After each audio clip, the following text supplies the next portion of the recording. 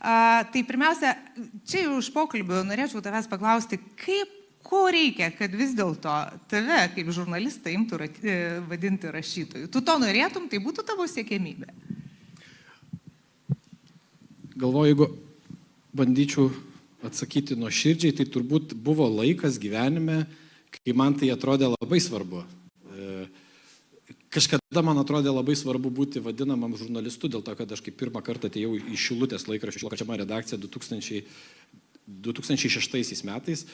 Kolega Stasys Bielskis pasakė, tu ne žurnalistas, tu korespondentas. Aš galvoju, įdomiai. Čia kažkokia kasta. Jo, tai, o kaip čia, tai korespondentas esi, kol esi niekas, o žurnalistų būni jau, kai kiti tave laiko žurnalistu, arba dar jisai sakė, kai baigi žurnalistiką.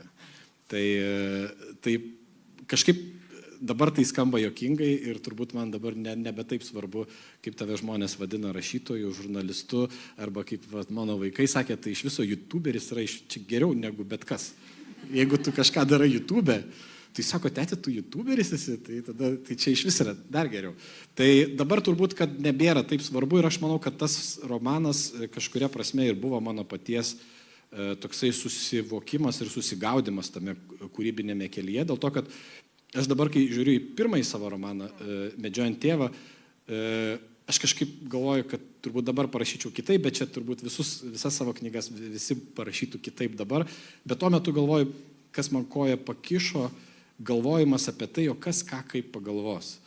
O kas tie balsai, kurie tau svarbus, kad tave įvertintų, jie dažniausiai sugadina kūrinį. Ir aš galvoju, kad su Pragaro vartais man pavyko visiškai nuo visko atsiriboti, parašyti taip, kaip man atrodo, taip, kaip aš noriu. Ir kartu su tuo pasidarė absoliučiai nebesvarbu, kas apie ką galvoja. Ir tada kažkaip gali netgi kitaip priimti premijas. Nes aš prisimenu, anksčiau kažkokie įvertinimai tau atrodydavo gal nenuoširdus arba kažkokie su politika, o dabar tiesiog galvoju, kai aš gavau šitą premiją, aš nuoširdžiai džiaugiausi. Tiesiog man buvo nuoširdžiai smagu, kad kažkas įvertina tavo kūrinį. Tai man atrodo, kad Pragaro vartai mano tame kūrybinėme kelyje buvo tam tikras irgi lūžis, kai tapo nebesvarbu, kaip mane žmonės vadins youtuberiu, rašytoju, žurnalistu ir nebesvarbu, ką galvos apie tavo romanas. Džiaugiesi tuo, kad kažkas atpažįsta kažką, kažkas supranta, kažkas perskaito. Ir vat kaip čia, ta prasme, man buvo labai labai smagu, kai literatūrologai atranda tai, apie ką aš ir norėjau kalbėti romane, apie apsinuodijimą karu ir tokią metafizinę labiau kelionę žmogaus. Tai turbūt atsakiau į klausimą. Dovydai, o pačiam, kas didesnį įkvėpimą teikia? Kritika, juk kalbėjai apie Jūratės Čerškutės tokį pasakymą, kurį ji pati nuo tavęs pamiršo. Ar labiau kritika, ar labiau tas pagyros galų gale ir šis apdovanojimas ir ši premija taps įkvėpimo šaltiniu? Kas yra tas variklis, kuris tau duoda to susikaupimo ir dirbk, atiduok save visą? Iš tikrųjų, tai nei tas, nei tas. Iš tikrųjų, tas, kaip tik šiandieną kalbėjau su jūsų kolegomis iš Lalūnos ir manęs paklausė, ar planuoja kitą romaną. Ir pagalvojau, kad tas įkvėpimas romanui, kūriniui, jisai tiesiog natūraliai auga po truputį tavyje. Kaip ir šita istorija, ta sėkla pirmoji, jinai buvo iš viso dar turbūt gerokai iki masinės invazijos, iki šito karo, nors tarsi tai nuspalvina romaną visai kitaip, bet po truputį kažkas įkrenta, vienas kažkoks toksai signalas, impulsas, kitas impulsas, jie po truputį klijuojasi. Ir tas romanas tavyje auga, tavo užrašai telefone, aš telefone ir kompiuterį turiu Google Drive užrašus jo, kur tu užsirašinėjai kažką apie žmogų, apie savo kažkokius jausmus, apie tai, ką tu pastebi gatvėse. Netgi turėjau tokį atskirą skyrių šviesai, kaip šviesa kažkur krenta. Čia turbūt labiau dėl to, kad aš beje mokiausi Eduardo Balsiaus menų gimnazijai trumpai. Dailė buvo mano ta pirmoji raiška, tai ten šviesa labai svarbi. Tai tu taip užsirašinėjai, tas romanas tavyje auga ir tada ateina toksai laikas, kai iš tikrųjų tai gali nuskambėti kaip toksai patosas, bet ateina toks laikas, kai tu tikrai, tau reikia išsirašyti, nes aš pastebėjau, kad buvo dar dirbant tyriamoji žurnalistikoje toks laikas, kai tu eini į dušą, galvoji apie tą romaną, kaip rašyčiau tą romaną, eini dar kažkur, bandai kažką užsirašinėjai, tik tai turi laisvo laiko, eskizuoji tą romaną. Jisai tiesiog jau nebetveria tavį. Ir tada reikia išsirašyti. Tai nei kritika, nei pagyros turbūt tiesiogiai šito neveikia, bet gal vis tiek turbūt tame kūrybinėme kelyje tokių įvertinimų, tokių padrasinimų reikia, turbūt. Jo, tai aš tai laikau tokių padrasinimų. Seniai gyveni Vilniuje ir veidaknygiai mačiau rašai, kad tie 1,5 metų, kai pats sakai, atsiskyręs gyvenai ir rašai romaną, jau rašai tas sukauptas patirtis ir tas mizanscenas kažkokias iš įvairaus gyvenimo epizodų. Ta trauminė patirtis buvo dėl tos vienatvės irgi, izoliacijos, kas čia atsitiko? Aš juokais rašiau trauminę patirtis. Iš tikrųjų kažkaip tuo metu atrodė, tu gyveni tokiam nuolatiniam įvykiui. Visai nesenai tokį įdomią mintį išgirdau, kad prieš Kalėdas, pasipuošdami eglutę, kažkaip pasipuošdami savo kambarį, tu tarsi pakeiti dekoracijos ir tas laikotarpis švenčiais tarsi kažkas vis vyksta tavo namuose, ne, dėl tų dekoracijų. Tai tas rašymo laikotarpis mano gyvenime buvo kažkas nuolatos tavo gyvenime vyksta kažkoks keistas dalykas. Tai yra, tu neini į darbą, nesieki aktualijų. Aš buvau išsitrynęs iš telefono, tiesą sakant, ir taip ir nesugrįžo. Tiek visokius Facebookus, tiek atsijungęs visus pranešimus ir telefonas niekada necypsi ir ilgainiui tavęs pradeda nebeieškoti žmonės. Kas yra keista žurnalistui, dėl to, kad žurnalistas nuolat gauna laiškų, ten kažkokių temų pasiūlymų, kartais ten kritikos, dar kažko ir taip toliau, ir taip toliau.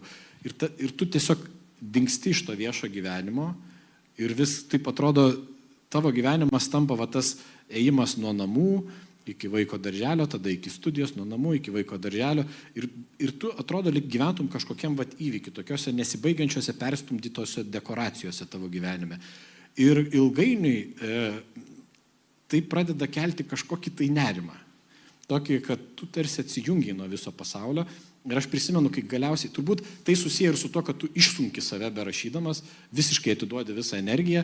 Ir paskui aš prisimenu, kai baigiau galiausiai romaną ir atsivėrė jau, atrodo, to atsivėrė visos galimybės grįžti kažkur, kažką daryti, kažką kito daryti, ten žurnalistiško daryti ir taip toliau. Ir tai atrodo, lyg tai naujai gimęs būtum. Tai trauminė patirtis, aš gal juokai sakiau, bet atrodo, kad dabar šiuo metu nenorėčiau to pakartoti. Ir man atrodo, tai gal yra kažkaip kaip su maratonu. Sako, kad kitą maratoną gali nubėgti, kai pamirši prieš tai buvusi. Tai čia turbūt reikia po truputį pamiršti. Ir aš tenai rašiau tame poste, kad dabar aš pradedu apie tai, jau dabar pradedu galvoti, kad tai buvo toks gražus mano gyvenimo laikotarpis. Aš kažkada taip atrodo, kad kada nors turbūt didžiuosios to, kad aš taip padariau, kad tiesiog viską mečiau ir išėjau rašyti.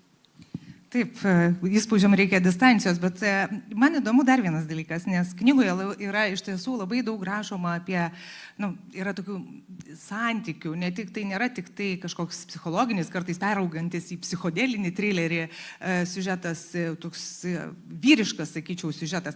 Bent jau aš jaučiau, kad rašė ne moteris, rašė vyras. Bet yra ir tokių scenų, pavyzdžiui, ta nuostabi dialogai, nuostabus su vaikais, kai ateina grįžta namo į tuos ir aš galvoju, iš kur pats ėmėsi tų tokių dialogų temų, galų gale tos žurnalistinės virtuvės, man toks buvo jausmas, kad tikrai užrašyta ir perteikta ir su žmona irgi tokios ir geismo, ir jausmo, ir tos vienatvės tokios.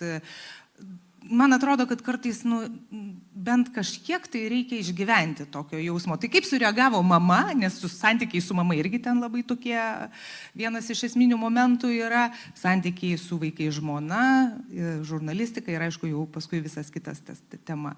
Tai kaip perskaitė žmona su mama, kaip suprantu, išleido rašyti, bet kaip įvertino grįžus? Tai turbūt taip ir įvertino, tai kad tai yra kūrinys. Aišku, savaime suprantama, aš taip sutraukčiau tavo klausimą iki to, kad ar čia apie tave ta knyga? Net nesakė, kad čia nuėmė nuo mūsų kokio dialogo. Tai nėra, tas personažas, nesu aš, jeigu to bandai paklausti, bet savaime suprantama, kiekvieną personažą kurdamas tu tu turi būti išgyvenęs kažką tokio. Tai nebūtinai turi būti tavo išjausta, galbūt tu pamatei kažkur, yra tokių scenų, kur aš užsirašiau jas matydamas kažkur šone, bet išgyvendamas jas. Tai man atrodo, kad vis tiek santykis su pasauliu, turint tokią ambiciją parašyti, man atrodo, turi būti tokio stebėtojo ir jautraus stebėtojo, nebijančio įsileisti ir apsinuoginti. Nebijančio parašyti taip, kad paskui galvosi, o ką čia pagalvos dabar, pagalvos gal, kad čia apie mane yra. Tai man atrodo, kad kai aš sakiau prieš tai, kad su šituo romanu įvyko kažkoks lūžis manyje, tai kai tu tarsi nutildai tos visus balsus, tai tas ir įvyko, kad aš turiu sumanimą, estetinį sumanimą ir įgyvendinsiu jį ir parašysiu taip, kaip noriu. Ir kažkur yra tokio nuogo atvirumo, kažkur yra sugudravimų, kažkur yra siužeto ir visa tai turbūt ir yra svarbu, kad visa tai jaustųsi tikra, kad žmogus jaustų, jog skaito apie kitą žmogų. Tai sakyčiau taip, tai tas toksai santykiai, jausmai ir visas tas vidinis žmogaus pasaulis, tai yra to personažo pasaulis, bet jaučiuosi prie jo pridėjęs ranką. Tas kraštovaizdis, Mažoji Lietuva, Ustadvaris, Šilutė, Klaipėda, visas šitas kraštas, man atrodo, kad tai irgi buvo rimta tokia korta, nes visos Lietuvos kontekste šitas kraštas vis tiek truputėlį atrodo egzotiškas, truputėlį kitoks, truputėlį nepažintas. Ir čia jau yra tavo kaip stebėtojo, kaip laisvo kūrėjo galimybės tokios plačios. Vat specialiai tikriausiai ėmėsi būtent šito krašto. Galėjai šalia Baltarusija, ten puikiausiai galėjo būti tas Kaliningrado efektas. Taip, ir beje, labai, labai gerai pastebėjai, kai pirmasis impulsas šito romano įkrito, aš esu apie tai pasakojęs kažkada, tai atleiskite, jeigu kas girdėjo tą istoriją, bet aš papasakosiu, kaip iš viso atsirado pirmas taškas šitame romane. Tai buvo 2016 metai, aš gerai prisimenu, balandžio mėnuo, prisimenu dėl to, kad mes tada su žmona nusipirkome butą. Tai buvo pirma diena, kai mes įsikraustom į savo butą. Ir ta situacija buvo labai dramatiška ir aš ją labai išgyvenau. Iš tikrųjų dėl to, kad butą mums pardavė žmogus, kuris buvo išmestas iš darbo, netekęs darbo, turbūt aš taip įsivaizduoju, turbūt nebegalėjo mokėti paskolos, buvęs tokiam, kaip pasakyti, aukštoje valstybinėje tarnyboje ir jis turėjo problemų su alkoholiu. Žinau tą dėl to, kad tiesiog žiniasklaida rašė ir aš paskui tik tai atgaminau, kad mes iš to žmogaus perkam butą ir mes ten turėjom, man atrodo, jeigu aš neklystu, mes turėjom penktadienį įsikraustyti, bet jisai nekėlė, tada šeštadienį galiausiai pakėlė ir mes atvažiavam ir jisai toksai, kaip viską praradęs žmogus išsineša daiktus iš tų namų. Ir mes įeinam į jo namus. Ir man tai buvo tokia trauminė patirtis, aš prisimenu, kažkaip man tas labai įstrigo. Ir ten mes suvažiavę draugai, valom langus, ten valom butą, kažkokius ten baldus pirminius tokius apsiperkam ir taip toliau, ir taip toliau. Ir paskui vakarėlis, atsikimšom vyno, vienas draugas ten, kuris moka gaminti vištą, iškepė. Ir mes ten su to vynu vakarojom iki vėlumos, tarkim, kokia gal 1 nakties skambutis į duris. Ir tas skambutis aš pirmą kartą išgirstu, nes tai nors tavo namai, bet kaip ir ne tavo namai. Ir tas skambutis labai čaižus toksai. Ir visai taip tiesiog nusmelkė visą kambarį. Ir visi nuščiuvo. Ir man pradeda daužyti širdis. Jisai vėl skambina. Ir mano pirma mintis, kad tas buvęs parėjo namo, turbūt įkaušęs. Ir dabar reikės eiti su juo ginčytis. Ir aš neinu atidaryti durų, draugai sako, eik atidaryk, kad čia reikės kviesti policiją, taip toliau, tada skambina man telefonas, brolis mano, Danielius. Sako, klausyk, tu namiesi, nes tu sakai, kad įleisi mane, ir aš tada prisimenu, kad Danielius turi, kad mes esame pažadėję, kad galės tą naktį permiegoti mano brolis, ir jis tiesiog atėjo. Bet šitas toksai stiprus jausmas, kad į tavo namus ateina grėsmė, jis kažkaip man toksai pasirodė įdomus momentas ir aš paskui dažnai būna, pavyzdžiui, neužmiegi ir galvoji kokius nors tokius siužetėlius tiesiog vystai. Ir kurį laiką aš vyščiau tokį prieš užmiegant, kai neužmiegi, siužetą, kad ateina kažkokia iš tikrųjų tikra grėsmė ateina į tavo namus ir ką darai? Nu tada galvoju, ten išlipi per langą, išlipi per langą į sodą, pabėgi, tada ten sutinki policininkai ir kažkodėl tame siužete tas policininkas kažkaip tavim nepatiki. Ir kažkaip vis gaudavosi, kad man pasirodė juokinga šiek tiek, kad žmogus bėgo nuo grėsmės ir jį kažkur išsiunčia į dar didesnę grėsmę. Ir kurį laiką ta grėsmė, beje, mano tame pirminėme siužete buvo, kad kažkur Baltarusijos link. Jo. Ir paskui man buvo toksai, atrodo, genialus sprendimas, kuris buvo visą laiką panosį. Taigi, Klaipėdos, aš turiu rašyti apie Klaipėdos kraštą, nes dėl to, kaip tu ir sakai, tai yra egzotiška, nepažinta, o aš tai pažįstu. Man tai lengva papasakoti apie tą tokią specifiką gyvenimo tarp vėjo ir lygumų ir vandens. Tai taip viskas natūraliai ir susidėliojo. Gerai, tuomet paklausiu, ar dažnai grįžti į tą kraštą, į Šilutę pas tėvus, nes ir žmona tavo yra iš ten, ir šiuo metu žmona ten, o tu liksi čia nakvoti pas draugus, nevažiuosi. Bet iš principo, Šilutė tai yra, tu vis dar esi, tu save laikai, kaip ir daugelis Vilniečių jau, ar vis dėlto šitas kraštas tau yra irgi... Ne, aš nelaikau savęs Vilniečių, aš laikau save Šilutiškiu. Šiaip dažniausiai vasaromis dažnai būnam čia, bet pastaruoju metu tiesiog dėl darbo specifikos, kai darai aktualinės laidas, tai tu darai aktualinės laidas ir tai pastarosius kelius metus aš truputį mažiau grįžtu, bet, pavyzdžiui, romano rašymo laiku, tai aš praleisdavau ne vieną savaitę čia ir netgi, kai pasidalinau naujieną savo Facebook'e apie Ievos Simonaitytės literatūrinę premiją, įdėjau kelias nuotraukas iš tiesiog kelionių po Šilutę, po Klaipėdos kraštą. Tos nuotraukos man kažkodėl pasirodė susijusios su romano, ta tokia estetika, su romano dekoracijomis. Tai aš dažnas svečias čia ir Klaipėdoje, tiesą sakant, dažnas svečias. Tai jo. Ir gal jau taip ir į pabaigą vis tiek man norisi paklausti, nes man irgi buvo tas pats, ką pastebėjo ir recenzentai, beveik visi, kad politiškai aktualus romanas. Ta prasme, kad mes visi gyvenam dabar tokioj, gal ir patys nesuvokdami, bet kasdieną vis tiek prabėga ta mintis ir tu nenori apie tai pagalvoji, apie tą karą, nes nesugebam mes taip, kaip tu galėjai savo išjungti socialinius tinklus ir nežiūrėti ten nieko. Tai vis tiek kažkaip visos tos informacijos į mus skverbėsi ir mes gyvenam tam tokiam karo ir informaciniam rūke ir tarsi dabar jau iš vis nebesuprasim, kur čia feikas, kur čia tikrovė, kur melas. Ir šitas romane irgi labai prasiskverbia, jisai taip eina tokiu lygiu paviršium, tarsi nepriklausomai nuo visų siužetinių linijų, bet tas jausmas yra, kodėl tu norėjai dar tokį jausmą suteikti tam skaitytojui, nes aš suprantu, viską pradėjai daryti jau po prasidėjus invazijai, ar ne? Jau pilnai. Ne, turbūt pirmieji eskizai dar buvo iki šito parašyti. Bet tas jausmas tokio gyvenimo šalia blogio, šalia kažkokio anonimiško karo. Jisai yra mums anonimiškas. Mes jo iki galo nesuprantam. Tai šitas jausmas, jisai visada, man atrodo, aš jį labai stipriai jutau. Ir tai nėra, aš nepasakyčiau, kad tai yra kažkokia tokia papildoma spalva.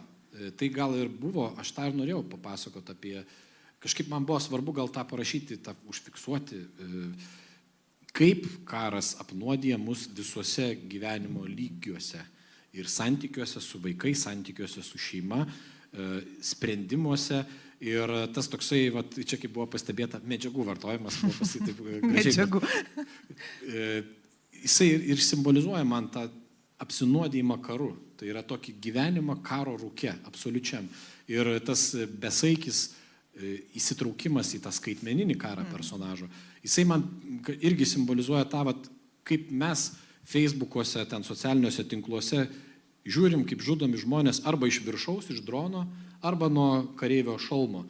Tai tą aš norėjau papasakoti apie tai, kaip karas nejučia prasismelkia į viską ir tu toliau gyveni žmogišką gyvenimą, tu toliau kuri santykius su savo šeima, su tėvais, su bendradarbiais, kažko sieki, bandai gyventi ir tu tarsi nejauti to, kad tu esi visiškai apsinuodijęs tuo karu. Tai aš tą ir norėjau papasakoti. Man tai nebuvo šalutinis ingredientas. Man tai atrodė įdomus dalykas fiksuoti. Laikmečio romanas, kitaip tariant. Tai visi mes tai jaučiam. Ukrainiečiai irgi čia šaudo, čia gyvena, čia tuokiasi, čia gimdo. Ir kaip pats detoksikuojasi nuo visos tos informacijos? Kas tau teikia džiaugsmą, gyvenimo, įkvėpimą, norą gyventi? jeigu taip atvirai, tai sportas ir jakite, kai lendi, kur po šaltų vandenį maudai. Ne, turbūt neina nuo to detoksikuotis visiškai. Stengiuosi kažkaip, vat kaip ir šiandien, dabar tas jaudulys praėjęs, bet iš tikrųjų jaudinaus, tai visą laiką, kai jaudinės, tiek lipdamas į sceną, tiek galvodamas apie tai, kas toliau bus su mumis ir mūsų valstybė, kažkaip man padeda bandymas toks sulėtinti viską. Tu tiesiog, lėčiau, taugi nereikia dabar apsispręsti, ar čia gerai ar blogai, ar griūva ar negriūva, tu gali sulėtinti viską ir pagalvoti apie tai. Gali sulėtinti, žiūrėti, kaip viskas vyksta, gali išeiti, neskubėdamas pasakyti kalbą, gali neskubėdamas įvertinti vieną ar kitą įvykį. Ir man atrodo, tokiame laike, kai mūsų viešoje erdvėje ir ypač politika, man atrodo, kad, gal pasakysiu taip, kad mes vis dar gyvenam, operuojam tokiamis sisteminėmis savokomis, kaip geopolitika, alijansai, tarptautiniai santykiai ir visiškai nuvertinam vieno žmogaus ambicijų galę sugriauti visą tą sistemą. Mes esam konkrečių žmonių manipuliacijų įkaitai. Ir tomis mūsų emocijomis tie žmonės moka manipuliuoti. Ir jeigu kartais čia pagalvojau, kad žmonės, kurie domisi istoriją, visą laiką savo, turbūt paauglystėje, jaunystėje kelia klausimą, o kaip Hitleris galėjo ateiti į valdžią, kaip galėjo vokiečiai patikėti. Mes dabar tą matome savo kailiu, kai kaip galima lengvai manipuliuoti žmonėmis, kai vieną dieną tu pasakai, kad aš darysiu taip ir visi išsigandė, kitą dieną sakai, gal nedarysiu ir visi, ačiū Dievui, taip nedarys. Tai yra manipuliacija ir tai sekina mus po truputį. Tai man atrodo, sulėtinimas, lėtesnis ir ramesnis vertinimas, bet šaltakraujiškas. Jisai labai sveikas dalykas yra. Tai ką, aš dėkoju Dovydai tau už pokalbį, dėkoju tavo žmonai, kuri išleido tave tų kūrybinių atostogų. Sveikinu dar kartelį su ta premija ir tikiuosi, kad tai bus tas geras toks dar draivo momentas, kad tau norėsis ir toliau kurti. Yra galvoje kokia nors mintis, jau mesgasi? Yra. Kur? Kas? Daugmaž? Ne. Ačiū labai. Ačiū. Ačiū tau.